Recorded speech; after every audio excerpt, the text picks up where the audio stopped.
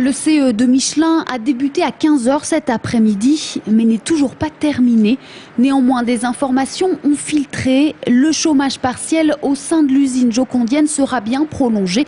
La direction vient d'annoncer 15 jours de fermeture totale du site fin décembre, ainsi que 9 jours en 2009. Ces mesures viennent s'ajouter à celles annoncées le 6 novembre, de 3 à 12 jours sur le mois de novembre, selon les ateliers.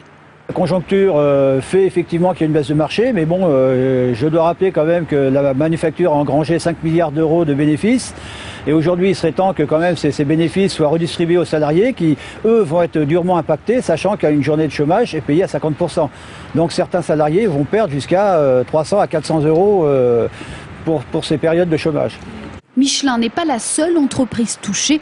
Selon la direction départementale du travail, une vingtaine d'entreprises de l'industrie ont recours au chômage partiel en cette fin d'année.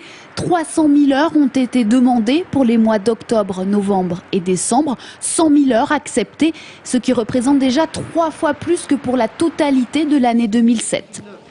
Le chômage partiel est également en augmentation dans le secteur BTP, mais dans une moindre mesure. 16 entreprises en ont fait la demande auprès de la direction du travail pour les mois d'octobre, novembre et décembre, soit 12 000 heures demandées pour 7 000 finalement autorisées. Le chômage partiel explose en Indre-et-Loire, inadmissible selon la CGT 37.